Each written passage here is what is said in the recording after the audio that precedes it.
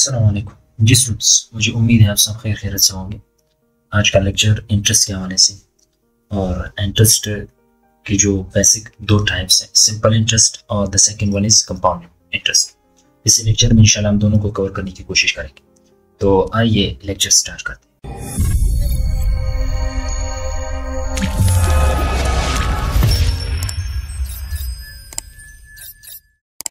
तो यहाँ आप देख सकते हैं कि इस फार्मूले में टी दिया हुआ है, आर है, टी है। सबसे पहले इसमें टी का क्या मतलब है? टी से मुराद प्रिंसिपल है। क्या? प्रिंसिपल। प्रिंसिपल और प्रिंसिपल वो अमाउंट होता है जो किसी से लिया हुआ हो, जिसके बारे में जिस पर सूद लगाया जाता है, उसी को प्रिंसिपल अमाउंट कहते हैं। रेट उसे कहते हैं, आर से रेट उसे कहते हैं जिस परसेंटेज से सूद लगाया जाता है। मिसाल के तौर पर 1000 रुपये है और कोई कहता है कि इस पर 10 रुपये या 500 रुपये अगर आपने इस मुद्दत के दरमियान नहीं दिया तो इस पर इतना इस परसेंटेज का सूद लगेगा, 10% या इंटरेस्ट 10% इंटरेस्ट लगेगा। तो रेट का असल मतलब परसेंटेज है। परसेंटेज में जो रेट लगता है प्रिंसिपल अमाउंट पर, और टाइम कितने मुद्दत के दरमियान, 1 ईयर्स के दरमियान होता है, और इसी तरह हाफ ईयर्स के दरमियान होता है, जो 6 मंथ से ज़ायद भी करते हैं। तो इसी तरह और एक ए होता है प्रिंसिपल अमाउंट में। ए असल में पी प्लस आई का मजमूआ होता है, प्रिंसिपल अमाउंट और इंटरेस्ट का। प्रिंसिपल अमाउंट और इंटरेस्ट का जो प्रिंसिपल अमाउंट होता है और जिस पर जो इंटरेस्ट लगता है, इन दोनों को अमाउंट कहते हैं। मिसाल के तौर पर 1000 रुपये है और उस पर 10% इंटरेस्ट लगा, तो इन दोनों की मजमुआ को अमाउंट कहते हैं। ओके, तो अब आते हैं, तो ये हुआ simple explanation regarding T, R, T और ए का। अब आते हैं जो कि हमारे मकसद है इस इंटरेस्ट में पढ़ाने का, वो है सिंपल इंटरेस्ट। सबसे पहले सिंपल इंटरेस्ट में आप देख सकते हैं, सिंपल इंटरेस्ट में ये इसका फार्मूला है, और सिंपल इंटरेस्ट से के हवाले से जो क्वेश्चन है उसी को सॉल्व करते हैं। तो सिंपल इंटरेस्ट में जो सबसे पहला क्वेश्चन है वो ये है, अली बोरोड अरेज 1500 या 1500। ओके, सो यहाँ पे पी हुआ कितना, 1500। Okay, from a print at a rate of, देखो at a rate of 10%। Okay, कितना सूद लगा, 10% पर एनम मतलब एक साल। If he return the money after 2 years, यहाँ पे टाइम कितना है, 2 years, find the simple interest he had to pay and the total amount return। Total amount भी बताना है कि उसने कितना रिटर्न करना। तो आइए फार्मूला लगाते हैं। याद देख लें, सिंपल इंटरेस्ट का जो फार्मूला है वो P into R into T divided by 100। Okay, अब वैल्यूज पुट करते, P कितना है 1500 मल्टीप्लाई बाई R कितना है 10% मल्टीप्लाई बाई T 2 है डिवाइडेड बाई 100। ओके, तो यहाँ पर एक 0 इसके साथ कट गया, दूसरा इसके साथ कट गया, तो इसका जो जवाब आता है वो है 150 इंटू 150 है ना, इसको 2 से मल्टीप्लाई कर ले तो ये हुआ 300 क्या आया, सिंपल इंटरेस्ट। सिंपल इंटरेस्ट 300 है। अब यह पूछ रहा है कि टोटल अमाउंट कितना है, टोटल अमाउंट कितना है। तो अब आते हैं टोटल अमाउंट पर। यहाँ पे देख ली टोटल अमाउंट का जो फार्मूला है मैंने ऊपर लिख लिया था।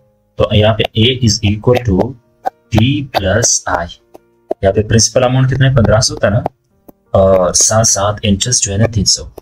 तो जो A का वैल्यू आया वो कितना हुआ, 1800। ओके, तो ये इसका answer.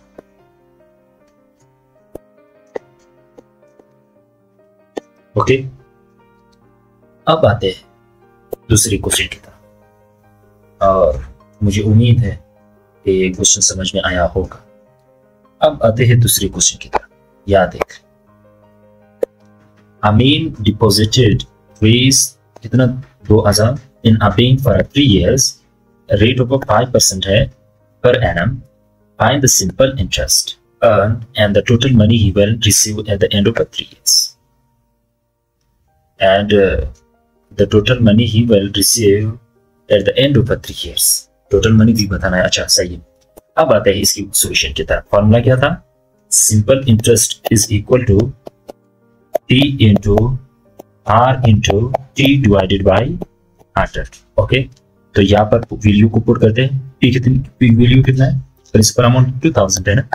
Okay, multiply by rate. Rate कितना है? रेट 5%। ये देख ले, 5% रेट है और कितनी मुद्दत के दरमियान? 3 years डिवाइडेड बाई। ओके, तो अब इसे काट लेते हैं 0 0 के साथ, दूसरे 0 दूसरे 0 के साथ। तो इसका जो वैल्यू हुआ 20 पंजे 20 इंटू 5 इंटू 3, यहाँ पे 20 पंजे 100 3, तो ये हुआ 300। ओके, ये तो हुआ इसका सिंपल इंटरेस्ट। अब आते हैं इसके जो यहाँ पे क्या कह रहा है? He will receive at the end of 3 years। Total money भी बताना है। तो टोटल मनी यहाँ पे कितना हुआ? A is equal to P plus I। Principal amount कितना है? जल्दी बता दिए। 2000 प्लस इंटरेस्ट कितना? 300। तो इसका जो अमाउंट A आया, A की जो वैल्यू है वो कितना हुआ? 2300। ओके, तो ये इसका आंसर हुआ। Okay, got it. अब आते हैं इस क्वेश्चन की जानिब और याद रखो ये क्वेश्चन 2023 में जो 2023 का टेस्ट है उसी में ये क्वेश्चन मौजूद है। आप देख सकते हो, ये पास पेपर्स का क्वेश्चन है। ये बहुत इंपॉर्टेंट है, जिससे आप अंदाजा लगा सकते हैं क्या एक टाइप के क्वेश्चन आते हैं। ये पिछले साल नहीं, उससे पिछले साल के क्वेश्चन है। तो इसका जो सॉल्यूशन है तो इसको देखते हैं। तो अमीन इन्वेस्ट रेस कितना? आप देख ले, रेस कितना? 10,000 in the bank to get an interest of a race. ये इसका इंटरेस्ट हुआ for 5 years। The rate of a simple interest will be the rate. अब रेट बताना। क्या? रेट बताना। सिंपल इंटरेस्ट नहीं बताना, रेट बताना। तो पहले इसका डेटा बनाते। इसका जो पी है, पी का या पी की वैल्यू कितना है? पी का वैल्यू कितना है? वो पी का जो वैल्यू है वो है 200। ओके, और सिंपल इंटरेस्ट कितना है?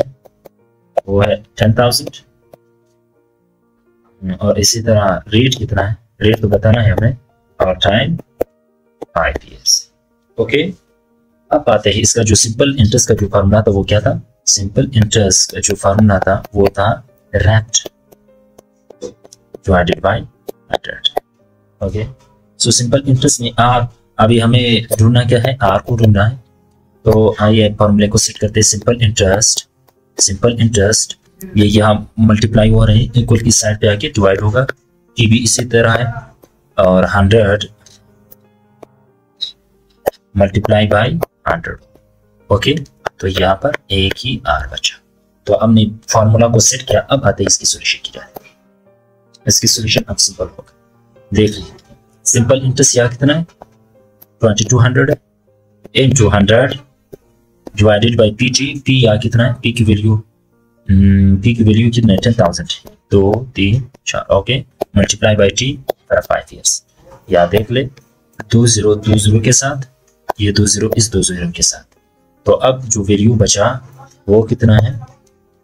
22 divided by 5 is equal to R है। ओके, अब जरा इसको काट ले तो इसका जो वैल्यू आता है वो 4.4%। तो ये इसका answer. Hope you got it. तो ये इसका आंसर हुआ। ओके, तो ये रहा 3 क्वेश्चन जो कि सिंपल इंटरेस्ट के हवाले से थे, मैंने करवा दी। अब आते हैं कंपाउंड इंटरेस्ट की। कंपाउंड इंटरेस्ट है क्या और इसमें किस तरह के क्वेश्चन पूछे जाते हैं? अब आते हैं इसकी सॉल्यूशंस की तरफ। यहाँ आप देख सकते हैं कि कंपाउंड इंटरेस्ट का जो फॉर्मूला है वो है P1 plus R divided by 100 into N। यहाँ पे एक बात मैं समझा दूं, ये N का मतलब असल में P है।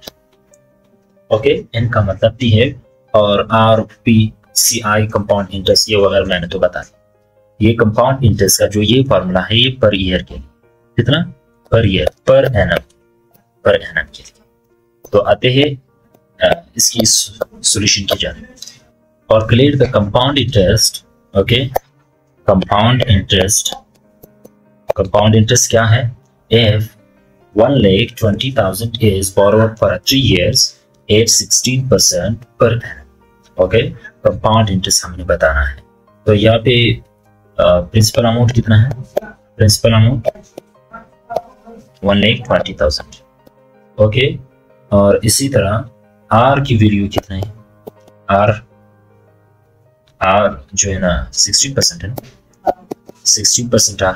Compound interest is equal to P into 1 plus R divided by 100 into N हुआ। ओके, तो यहाँ पर देख सकते हैं आप अब मैं वैल्यू को पुट करता हूँ यहाँ पे 12,000 1,20,000 कंपाउंड इंटरेस्ट। अच्छा 1 प्लस R की वैल्यू कितना है? 16 है और डिवाइडेड बाई 100 और यहाँ पे N की वैल्यू कितना है? N की वैल्यू यहाँ पर 3 है। यहाँ पे आप देख सकते हैं 3 इयर्स मुद्दत कितनी? For 3 years. ओके, तो मैंने यहाँ पर 3 की। अब आते हैं इसकी सॉल्यूशन की जाए। यहाँ पे 1 प्लस 16 डिवाइडेड बाई 100। ओके, यहाँ पे एलसीएम 100 हुआ तो यहाँ पे हुआ 100। ओके, 1 को अगर मैं 100 को याद रख लो, 1 पर तकसीम कर लो तो 100 ही तो आएगा और साथ साथ फिर इस 1 के साथ मल्टीप्लाई कर लो तो इसका जवाब तो 100 आएगा। इसी तरह 100 को अगर मैं 100 के साथ तो ये 1 हुआ और 16 के साथ फिर मल्टीप्लाई कर लो तो 16 आता। ये एलसीएम बनाने का तरीका है। तो अब तो ये वैल्यू है यहाँ पे। ओके, अब इसका जो वैल्यू है वो है 1,20,000 multiply by 116 divided by 100 into 3। यहाँ आप देख सकते हैं, देख लिया आप।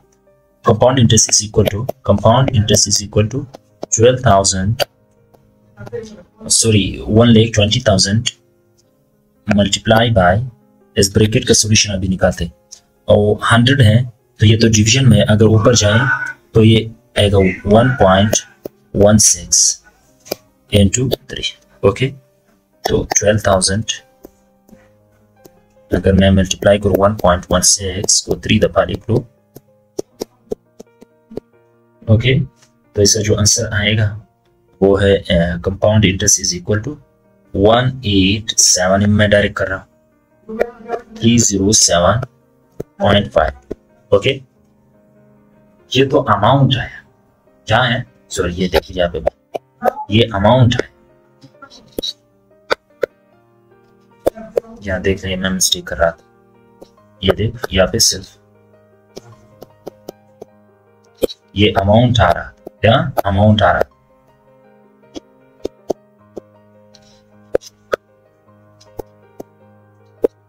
और अब ये तो अमाउंट है। ओके, ये हुआ अमाउंट। लेकिन अब कंपाउंड इंटरेस्ट को कैसे निकालते हैं? कंपाउंड इंटरेस्ट को निकालने का जो सबसे बेस्ट तरीका है वो है A माइनस B। जो अमाउंट है उससे प्रिंसिपल अमाउंट को माइनस कर ले तो आपके पास जो कंपाउंड इंटरेस्ट है वो बच जाएगा। जो सूद है ना वही बच जाएगा। जो अमाउंट दिया है ना, जो प्रिंसिपल, जो असल में P प्लस I का मुजमा है ना, उसमें जब आप P को माइनस कर लेंगे तो तब आपके पास क्या बचेगा? I बचेगा, इंटरेस्ट बचेगा। ओके, तो अब यहाँ पे A का वैल्यू कितना है? A का वैल्यू तो ये मैं यहाँ डायरेक्ट कर देता हूँ। ओके, तो यहाँ देख ले माइनस कितना, ये तो A है ना, ये तो A है ना, यहाँ पे माइनस P की वैल्यू कितना है? P का वैल्यू बता दे। यहाँ देख ले P 1,20,000 है ना। ओके, 1,20,000। तो इसका जो कंपाउंड इंटरेस्ट है, कंपाउंड इंटरेस्ट का जो वैल्यू है वो कितना हो? 67,307.5। ओके, तो ये इसका आंसर होगा।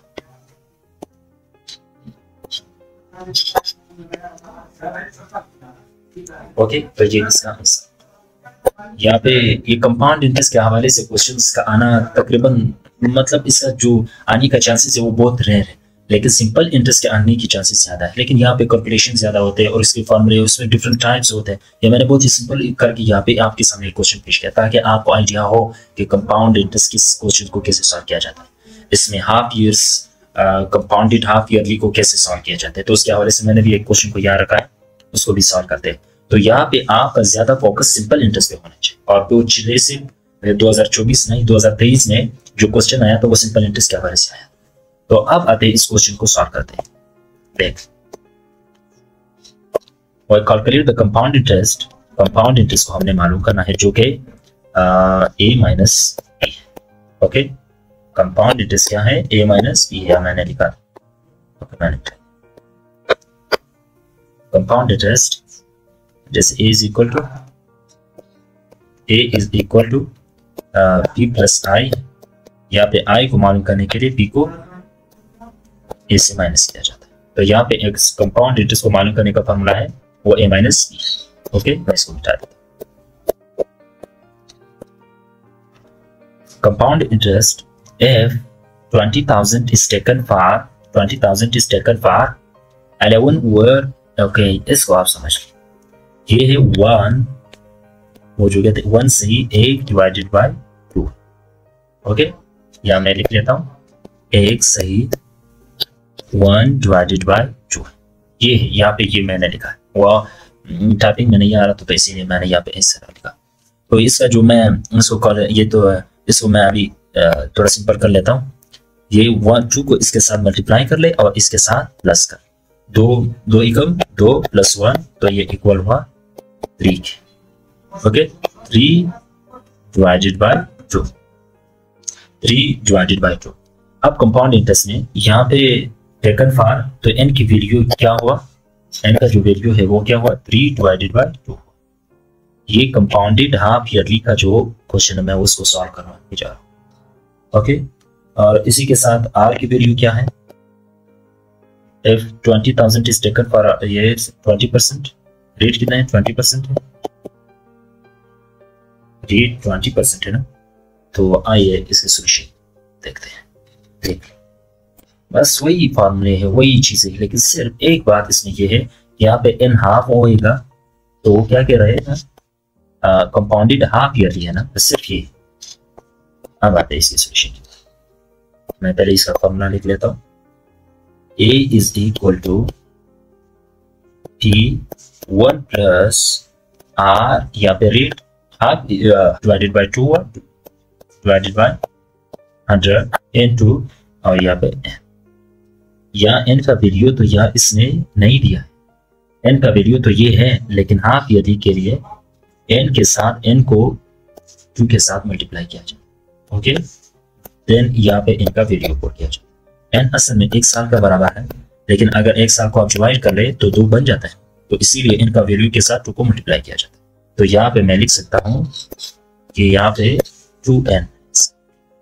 अब आते हैं वैल्यू को पुट करते हैं।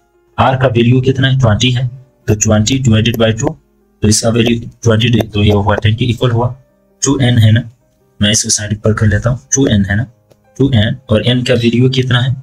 n का वैल्यू है 3 डिवाइडेड 2 इनटू 3 डिवाइडेड बाय 2 हुआ, 2 के साथ कैंसिल। अब आते हैं फॉर्मूले में पुट करते हैं। देख, यहाँ पे a is equal to, p की value 2000, okay, 1 plus 10 divided by 100 into कितना? 3। ओके, ये 10 यहाँ। अब इसको सॉल्व करते हैं, बस वही मामला है। देख ले, मैंने यहाँ पे सॉल्व करवा दिया था। अच्छा नहीं कर, यहाँ देख ले, मैं इसका एलसीएम लेता हूँ, इसका एलसीएम मैं डायरेक्ट लेता हूँ। तो इसका जो एलसीएम बनता है वो है a इज इक्वल टू